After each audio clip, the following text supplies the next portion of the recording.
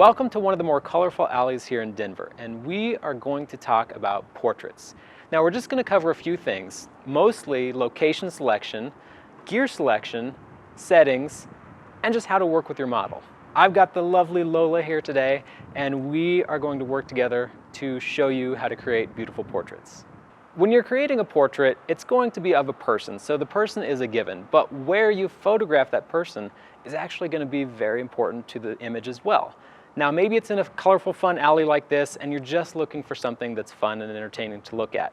Maybe it's a headshot and you don't want all this color behind you. You want just a simple, nice, neutral background. Maybe it's of a family member in your home. That's a very meaningful place for a lot of people. Wherever it is, location selection is important. How I came up with this is really, we're not looking for a very formal picture. We don't have any real purpose. We just wanted some color, something a little fun. This alley really fits the bill for that. The next thing you're going to need to create this portrait is a camera. Now here I've got a Nikon D5500. It's a crop sensor. I've also got a 35mm lens on it, which is the equivalent field of view of a 50mm lens. Personally, I really prefer an 85mm lens on a full frame sensor, but really 50 and 85mm are the two popular focal lengths for portraits. Now why is that? If you use a really wide angle lens, say an 18mm, 20mm, 24mm, you're going to be very close to your subject, and that's actually going to introduce some distortion.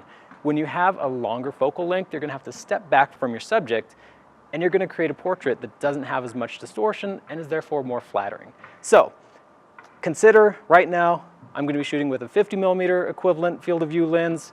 I'm also going to use an 85mm in a little bit, and I'll show you what we get. The settings that you choose are very important to the final look of your image.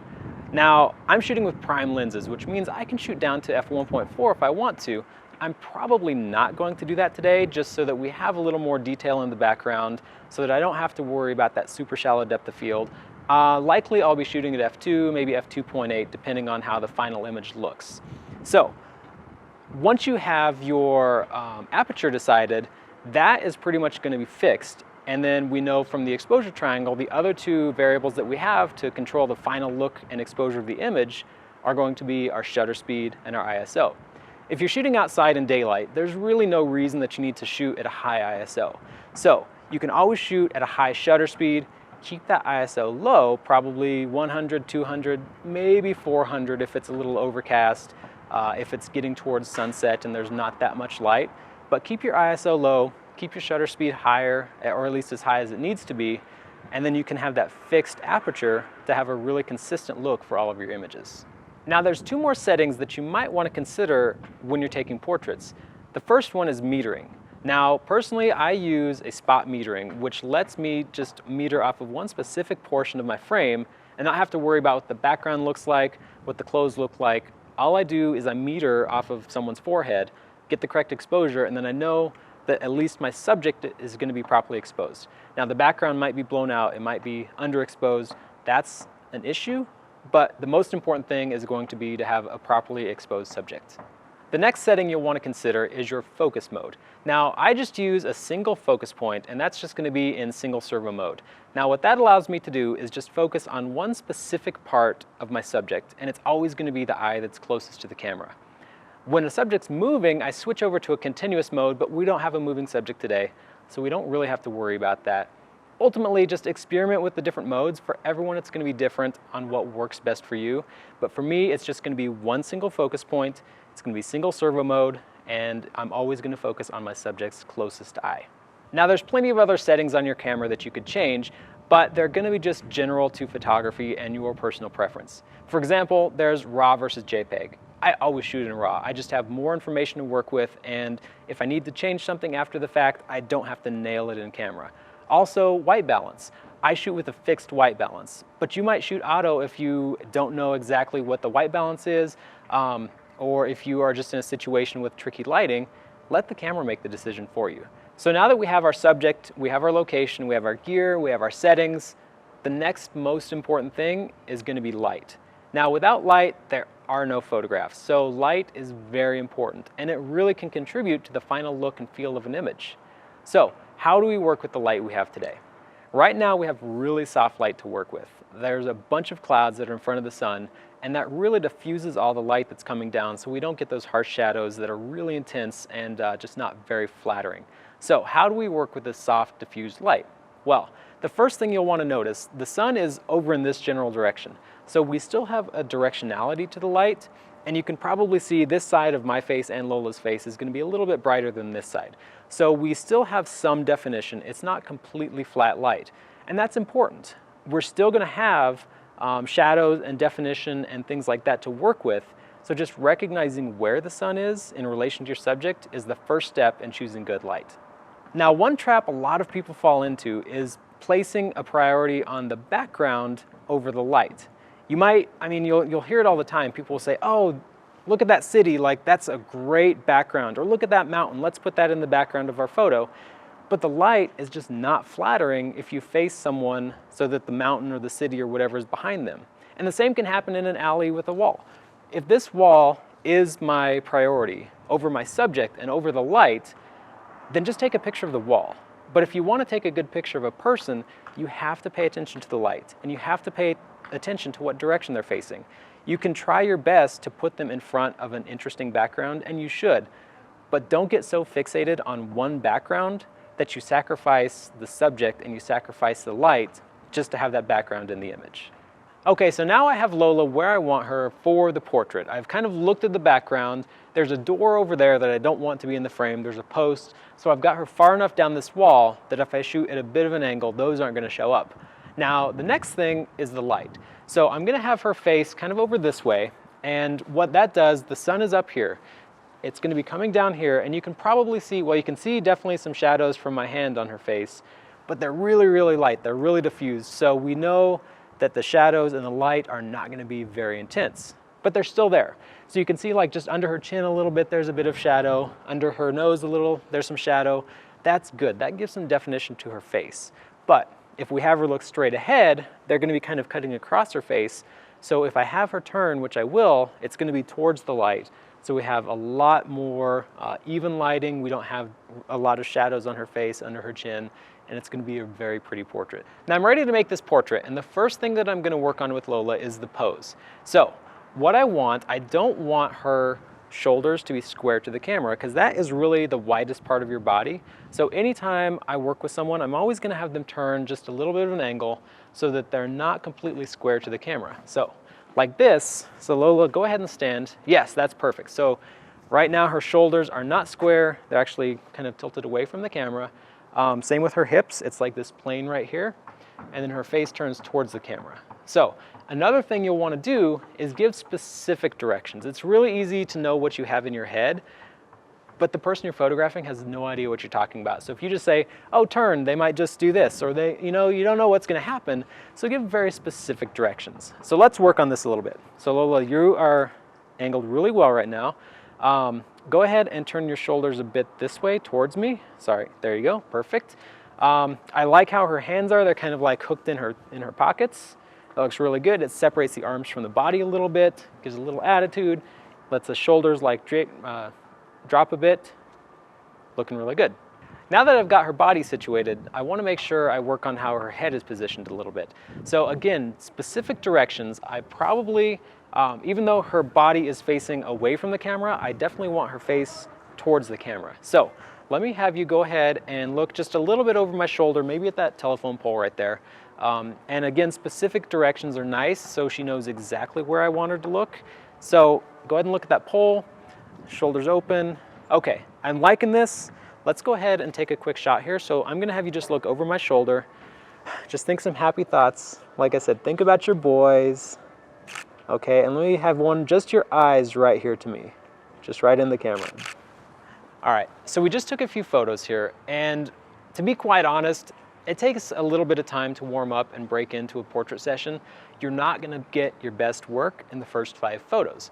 You'll want to shoot some, you want to develop a bit of a rapport, you're going to walk around, find some new locations, find different light. You want to play with it and you want to give it some time.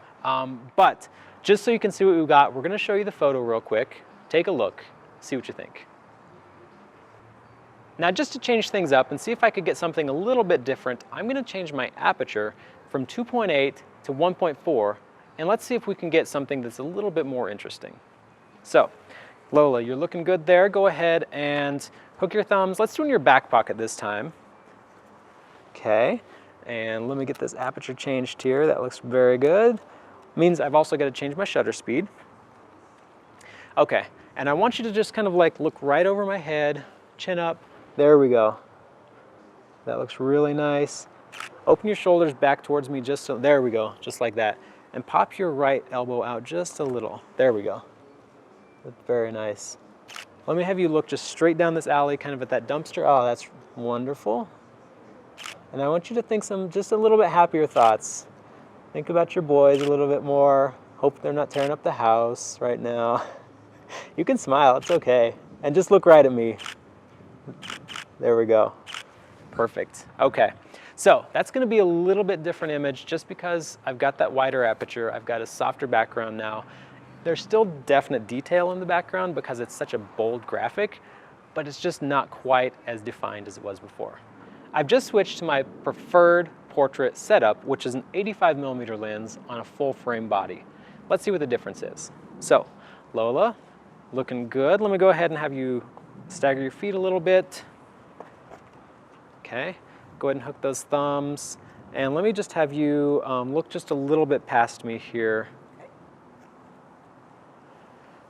Stand up nice and straight. Okay, excellent. Very nice. I like that. Go ahead, drop this shoulder just a little bit towards me. There. And just eyes right to me. And maybe brush that little bit of hair out. Perfect.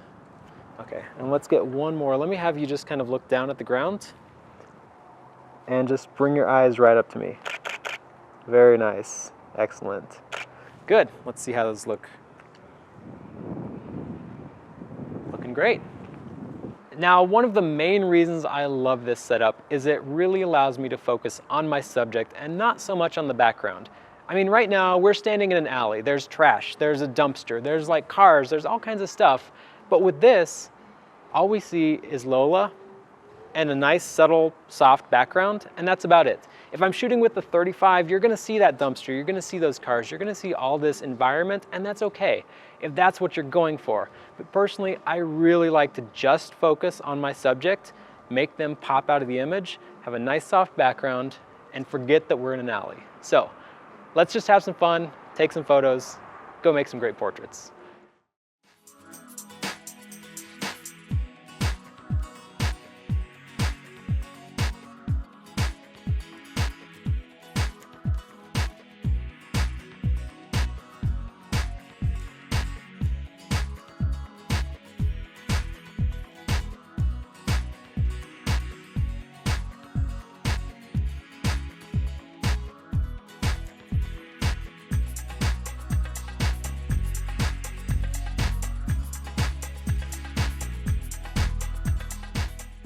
All right, we're in San Francisco downtown, and we're here doing a night shot, cityscape of downtown area, and you can see it's really, really pretty here. I apologize for the light here. We didn't bring any lighting with us, so I look kind of yellow and there's a lot of nasty shadows. But that's not the point. I want to show you what I'm trying to do here and the type of the gear that I have with me and the settings that I'm using to capture the scene.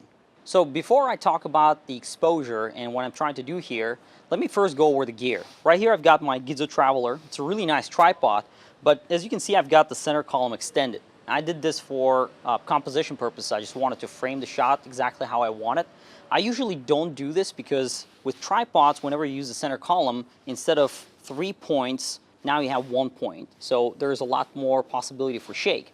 But the reason why I'm doing this is because I'm using a mirrorless camera. This is a Sony a7 II, and the nice thing about this camera is that it has a mode called electronic front curtain shutter. And what that allows me to do is allows me to actually set this camera on a timer, and I start the exposure, and at the beginning of the exposure, the shutter doesn't vibrate, it doesn't go up. So that allows me to start it, and I can just move, have the camera start the capture of the scene, and then after 15-20 seconds, however long my exposure is, then the shutter comes down at the end to end the exposure. So if you're doing this with a DSLR, actually some of the newer DSLRs like the Nikon D810 has the ability to do the same thing. It's a really nice thing, you just have to be in the right mode. So with the D810, you just have to be in the mirror lockup mode and use a remote shutter release. Now, let me talk about what I'm trying to do here with the camera. As you can see, the camera is set up vertically. And the reason why I'm doing this is because I don't want to capture these buildings in the foreground. I want to focus on the distant cityscape. It looks really, really nice. And I want to capture the tall buildings in the back and maybe have a little bit of the foreground. So right here I've got the 2470 Zeiss, Sony Zeiss lens. It's a really nice lens. And I set it to around 50 millimeters. Now, before I go into exposure, let me just show you what I'm trying to do here with the composition. So whenever I set up a camera, the first thing that I do is framing. I want to make sure that my framing looks good, that the overall image is going to look good before I start messing with all the camera settings. So I set it up, I framed it the way I want, and as you can see in the resulting image, the way that I composed this is I put that tall pyramid building to the left, about 1/3 of the frame to the left, and then I've got another building on the right which I also played about 1/3 into the frame. If you look at the bottom, this street becomes my leading line. So I'm thinking about all this stuff as I compose my shot, and this is my composition for this particular scene. All right, now let's talk about camera settings. What I'm doing here is I want to make sure that my exposure is set correctly. And with a night scene like this, it can be really difficult because I have some street lights and then I have some distant lights. I've got cars passing by.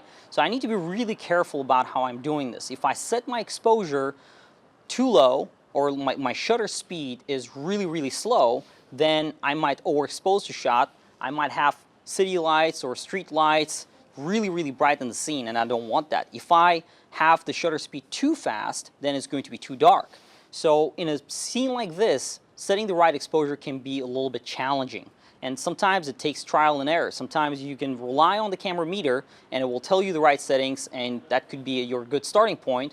Or other times you literally have to take a picture, see what it looks like, zoom in, make sure that everything as far as exposure is concerned is good, that nothing is too blown out and the sky looks okay.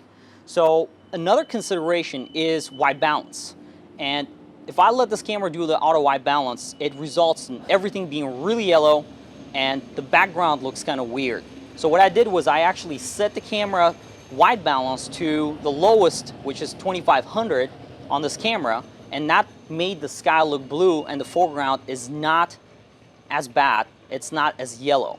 Next is the exposure. So in terms of the exposure itself, like I said, it can be really tricky. That's why I'm not going to shoot in aperture priority, shutter priority, or the program mode, or any of the auto modes. What I'm going to do is I'm going to set this to manual. In manual mode, I've got full control of shutter speed, ISO, and aperture. And what I want to do is I want to set up my exposure so that my ISO is at the lowest setting. I'm shooting on a tripod. I don't need to be at high ISO. So the first thing I do is set my ISO to 100, and that's what I have on this camera. All right, next we have aperture. Now I started out at 5.6, but when I looked at the exposure length, my shutter speed was right around 6 seconds. With 6 seconds, it's long enough of shutter speeds for some movement, but with the car stopping and going, I wanted to have a longer shutter speed to introduce those trails in the shot so that it kind of looks neat, and I wanted to have a longer exposure. To achieve that, I had to stop down. So I had to go from 5.6 to f11 by 2 stops. Now doing that increased my shutter speed, so now I'm not at 6 seconds, I was close to about 20 seconds. At 20 seconds you can see there's all the trails in the cars, so it's looking nice. Another consideration is you don't want to stop down too much, because when you stop down too much you're going to damage image quality, and that's through diffraction. It's not a topic we're going to discuss today, but you can look it up. There's a lot of information online on diffraction. Next is shutter speed. Now I already talked about my exposure length, so I wanted to have that longer shutter speed. So obviously my aperture was driven by the longer shutter speed. Now you can also use filters to slow down your shutter speed. So if you see that 20 or 30 seconds is not enough, you could actually use a remote camera trigger and use a filter to reduce the amount of light that enters your camera and thus have 1 or 2 or 3 or 5 minute shutter speed. So that could be a really long exposure if you're looking for that effect. However, with filters, keep in mind that it's another piece of glass in front of your lens. If you don't have a really high quality filter, you might end up with all kinds of flare and other artifacts in your images. Now, what's more important than your exposure is focusing. In a night scene like this, it can be really tough to properly acquire focus. Sometimes you'll have front focused or back focused images and it's just going to look blurry. So the best way to achieve proper focus is to use live view in these cameras. A lot of these DSLRs and mirrorless cameras, they have the ability for you to see everything through the back of the LCD. So switch to live view mode or just turn on the camera on the mirrorless and make sure that it's displaying everything in the back. Then switch to manual focus and just manually zoom in all the way to 100%, look at the distant subject that you're focusing on and just make sure that it appears sharp. Once you do that, make sure that you're not switching back to autofocus. So keep it at manual. If you have a lens that has a switch from autofocus to manual, just switch it permanently to manual. That way, when you're triggering the shot, you're not forcing the camera to reacquire focus. So that's important, make sure you do that. On these mirrorless cameras, another neat feature is focus peaking. So if you are not sure about how good focus is, you can turn focus peaking on, and zooming in, you can actually see how it starts changing in color. You could set the focus peaking color to white, red, or some other color, and you will see right away when the image is in perfect focus. All right, so I've got my camera set up, my exposure is good, I already tested it, I've got my focus set up, so let's take a shot. I'm going to go ahead and turn it on, make sure that I am in timer, and as you can see I've got 2-second timer set. Everything's good. Let's go ahead and take a shot. All right, so as you can see, the camera started the exposure and you didn't hear the shutter, and the reason why is because of that electronic front curtain shutter that I talked about earlier. So what happens is when that timer ends, the camera is already has the sensor exposed and it just starts the exposure, and at the very end of the exposure, that's when it ended. You could hear the shutter. The nice thing is there's no camera shake as it happens. So let's review real quick. Image looks good, everything looks good. We're good to go. All right, to recap, use a tripod, set your camera on the tripod, work on your composition first, set everything up, then next, make sure that you're in manual focusing mode, focus on the distant subject, make sure to appear sharp, zoom in all the way, then set your camera to manual mode and test out your exposure. Take a few shots, just see how it looks. So for my scene right here, f11 at about 20 seconds worked out great. Make sure to set your ISO to 100, to the lowest setting that you have in the camera, and turn auto ISO off. Because if you have it turned on, the camera will try to push ISO higher and you will end up with noisy images.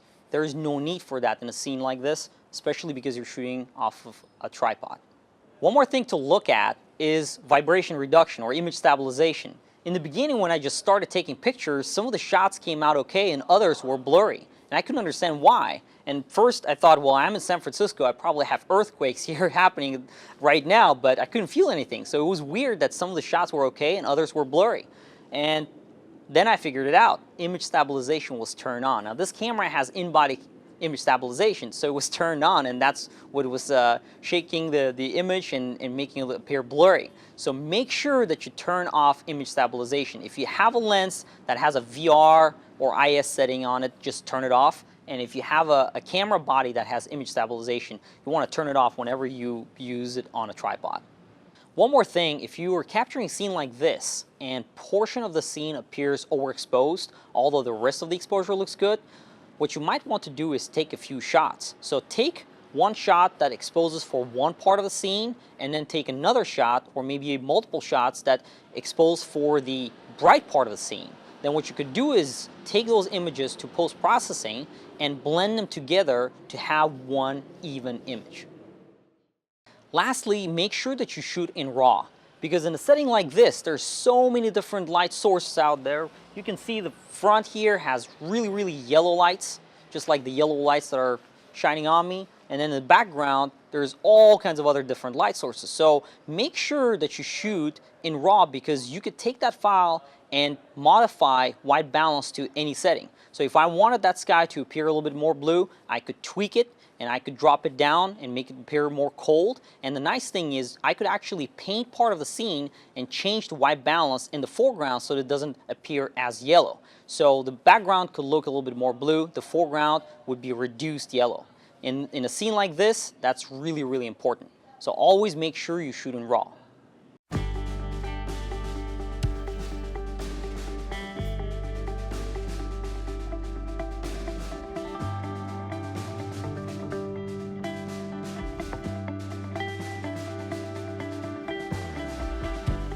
What a gorgeous day to be in Yosemite National Park. I'm standing right next to the beautiful Merced River. I've got the super famous El Capitan to my right, those three peaks in my back, perfect reflection, no wind. It's a great opportunity for some landscape photography. So I want to capture those three peaks just because it's such a beautiful reflection. It's a perfect opportunity for a vertical shot, and I'm going to go ahead and capture that, and I want to show you exactly what I'm doing. When photographing landscapes, the very first thing I usually do is scout for some good spots. Now, you could be in a really beautiful location, but if the spot where you're shooting from is not particularly interesting, if the scene itself is not beautiful, or maybe there's something obstructing the view, it will reflect that in your images. So the first thing I would recommend is to drive around, walk around, hike to some good spots where you can set up your camera and then start shooting. So to get to this particular spot, I had to park by the Cathedral Beach parking, and then I walked along the river to find this particular spot. And when I stopped right here, I saw a good opportunity, I saw a good reflection. I said to myself, this is going to be a good spot to not just shoot today, but also to come back maybe tomorrow for the sunrise opportunity, or maybe tomorrow evening for the sunset opportunities. So for me, this is going to be a great place to bookmark. I'm actually going to mark it on my map, maybe write down exactly how I got here so that I could come back for those sunrise and sunset opportunities. So once I identify a good spot like this, the next thing I'm going to do is determine whether it's good for sunrise or sunset opportunities, because the most color that you're going to get, that richness of color and a beautiful landscape, is going to show itself during those peak hours at sunrise or sunset. Now, for this particular location, I know that the sun is setting right in front of me, and it's about 3 o'clock right now, so I have a few hours left before the sunset. So if the sun is going to set right there and it's shining right at the mountain right now, once it's at the horizon, if the horizon itself is clear without any clouds, I might get some of that pink hitting my clouds, and I might get really, really beautiful scenery here to capture. Now, if you're not certain where the sun is going to set or where it's going to rise from, the best thing to do is to use an app. On my iPhone, I have a great app that allows me to see exactly where the sun is going to set, where it's going to rise, and looking at a location like this, I know exactly if it's going to be a good spot for that sunrise or sunset, or perhaps both. Now that I know that this particular location could be great for sunset tonight, I might stick around. But for now, I want to take some safe shots. So the sun is shining right at those peaks right now. I've got a gorgeous reflection. I want to capture that. But where do I start? What do I do? Let's talk about that. Now, in my hands right here, I've got the Canon 7D Mark II with the EFS 17 to 55mm 2.8 lens. Before I talk about what settings I'm using on the camera and what I'm going to do to capture this particular scene, let me first explain why I'm hand holding it. As you can see, there's no tripod, and the reason why I'm doing that is because there's plenty of light. Now, if I were doing panoramas, or perhaps if I were doing HDR, then I would have it mounted on a tripod. But since my purpose is to just capture the scene right now as is, I'm going to use the camera handheld. Now, I wrote an article on how to use a tripod, and you're welcome to read it, but one of the most important things that I've highlighted in the article is that a lot of people, unfortunately, set up their camera on their tripod and it becomes a limitation. The reason why it's a limitation is because their tripods are forcing them to one particular composition. maybe, and they're looking at their eye level. So what I usually do before I even set up my camera on the tripod, I walk around once I identify a good spot like this, I walk around, I see the angles, I look, maybe I want to include something in the foreground. Maybe there's something more interesting than just capturing the reflection. So I'm going to walk around with my camera, first look at the scene and then see, well, is it going to be a vertical shot? Is it going to be a horizontal shot? And then maybe, do I want to include something in the foreground or not? So those are the decisions that I have to make at the scene. And once I do that, only then I bring out the tripod, set it up. After I've done my framing, after I've taken a couple of shots, looked at them, and if I want to take it further, then I mount it on the tripod. So for this particular situation, we're not dealing with very little light. There's plenty of light, so my shutter speed is pretty high, and I know that I can capture this handheld. Also, what helps is this lens in particular has an image stabilizer. So if I turn it on, then it provides me additional ability to hand hold the camera without introducing camera shake. So now let's talk about the framing and what I'm going to do here. So next we have framing and composition, and those are also key elements. Before I worry about my f-stop, my ISO, my shutter speed, I need to first determine what I'm going to do with a particular scene. Also, I need to understand the limitations of my gear. So if I'm shooting with a 17 to 55mm lens right here, when I try to compose the scene horizontally, I could barely fit the tip of the mountain on top of the frame. And I couldn't even get the reflection perfectly as well. So knowing that I want to compose this shot with a mirror reflection, mirror meaning right split in the middle, where the reflection is showing exactly what I'm seeing on the top of the frame, I know that I can't fit it horizontally. So I either need to move back, and if I move back, then I'm including all this junk in the scene right here, which I don't want. And the second option is to use a wider lens. Well, unfortunately, I don't have a wider lens, so I'm forced to this perspective. So at 17mm, horizontal is not going to work. That's a physical limitation of my lens and my camera gear right here. Now, if I do a vertical composition, it works perfectly fine. So I went ahead and I zoomed in roughly to 20mm, and I could get the whole frame covered, and I don't get a lot of junk here in the foreground. It looks great. So what I'm going to do is I'm going to capture this vertically. And I actually walked around earlier. I looked at everything around here. I couldn't find anything interesting in the foreground to include that in the frame. I usually love doing that. Now for mirror reflection, it's not necessary. So if my goal is to capture just that, just to show it, in fact, something in the foreground might hurt the image, because the idea is to show that perfect 50-50 mirror. Right, so right here, I'm going to go ahead and capture it without anything in the foreground. And let's now talk about the camera settings. As I'm setting up my camera for this shot, the very first thing I'm going to do is set my camera mode. I'm going to go ahead and set it to aperture priority mode, just because that's what I normally do when going handheld. I'll let the camera deal with the shutter speed while I take charge of the aperture and ISO. So my aperture is set to 5.6. Now in this particular setting, you can see I don't have anything in the foreground that I want to include in the frame. So I only worry about the reflection. And the nearest part of the reflection is pretty far from me. It's probably about 10 feet, maybe between 8 to 10 feet away from me. So I could literally shoot this at 2.8, and depth of field would be enough to capture everything when I focus at infinity. I don't have to worry about that. But the biggest issue and the reason why I don't want to shoot at 2.8 is because a lot of lenses are not very good at their widest aperture. So I want to set this to 5.6. Usually between 5.6 to f8 is a sweet spot of all lenses. So for this particular lens, I'm going to go ahead and set it to 5.6, and that's going to be my aperture. The next thing is ISO, and that setting is really important. I want to make sure that I'm not shooting at auto ISO. I don't want that ISO to fluctuate as the light levels change, and I want to set it to ISO 100. Now the reason why I want to do that is because if you remember from the previous discussions, the lower the ISO, the lower the noise, the greater the dynamic range. So in this case, by setting it to ISO 100, I'm going to get the least amount of noise and the greatest amount of dynamic range. So with all those three set up, and in camera mode set up to aperture priority mode, I'm going to go ahead and take a look at what my shutter speed is going to be calculated at. So let's take a look.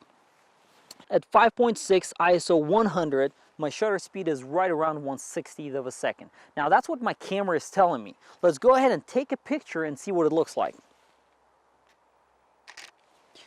Now at 1/60th of a second, you can see the top of the mountain and the white clouds are completely blown out. Blown out means that there's no information left whatsoever. There's no way for us to be able to recover it. However, the middle scene is looking okay. So the camera clearly exposed properly for the middle of the scene where the evergreen and the dark area is, but the top portion is completely blown out. So 1/60th of a second is not enough for the shot. Clearly we need to be at a faster shutter speed so that we can actually capture a little bit more and maybe lose a little bit here in the darker area. Let's go ahead and override that. I'm going to use my exposure compensation setting here on the camera, and I'm going to dial it to -1. Actually, I'm going to go ahead and dial it to -2 because that looked pretty extreme. And let's see what happens now. At -2, now my shutter speed is right around 1/200th of a second. So at 1/200th of a second, now the exposure is looking much better. Now the darker area of the shot is looking pretty dark, but then I'm only blowing out just a little bit of that white in the cloud. And I'm fine with that. I'm fine with blowing out just a little bit of the white portion of the cloud as long as the sky is captured perfectly. It's looking nice and blue. And then the clouds are themselves really white. I don't need to preserve all the details in the clouds. So in a setting like this, when you deal with a sunrise, sunset situation, or perhaps you're dealing with a lot of shadow areas and really bright parts of the scene, what you might want to do is use filters. Let's talk about that next.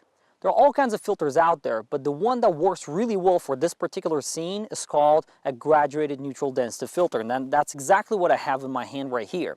Now, the graduated neutral density filter, the reason why it's so effective is because, as you can see on the bottom of the filter, it's pretty clear, and then it gradually transitions over to dark. Now, this one is a 0.9, which means it's about 3 stops of difference between the darkest area of the frame to the brightest area of the frame. And the difference before, when I was taking a shot at 1/60th of a second, you saw that it was really bright and I had to compensate my exposure by about 2 stops to make the sky look right. But when I did that, the middle section of the frame is where I got a lot of shadows or a lot of dark areas. So what I want to do is I want to use this filter. When I use the filter and put it in front of my lens, what's going to happen is that that top portion of the frame where I was getting a lot of light now is being blocked by the filter. And the middle portion of the frame is where I'm going to put the transition area. And then towards the bottom of the frame and where I was getting a lot of the shadows is where is going to be the clear area of the filter. So let's take one more shot and let's see what happens with the filter in my hand. I'm going to compose it the same way, put it, and then I'm going to move the filter a little bit just to see where I need to put that transition line, and we'll see what the impact is going to be of the filter. So let's take a shot. I'm going to do the same thing, just vertically compose, move this a little bit, and take a shot. Now, I'm back to 1/60th of a second. I'm not shooting at 200th of a second anymore just because I want to go back and have proper exposure for the middle of the frame.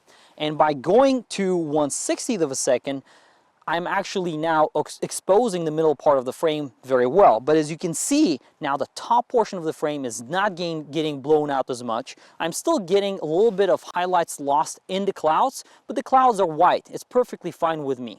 I'm not worried about that. But the filter has a huge impact on the overall look of the scene. I have now a much more balanced exposure. It doesn't look fake that I used a filter because it's a graduated filter. It gradually moves over from the clear to the dark area, so it looks much better. Whenever you're dealing with situations like this, where you have a portion of the scene really bright, and the other portion of the scene is coming out much darker, use filters like this because they will help you get it right in the camera. All right, so we're approaching sunset time and it's getting much darker. I'm no longer comfortable hand holding the camera just because I'm dealing with much slower shutter speeds, and I'm definitely not comfortable anymore to hand hold this filter in front of that lens. So what I'm going to do is I'm going to mount the camera on a tripod, and then I'm going to use a filter holder in front of this lens so that I can slide this filter in. And the reason why I still want to use the filter is because when the sun hits the horizon and it's really close, hopefully we'll get some color in those clouds.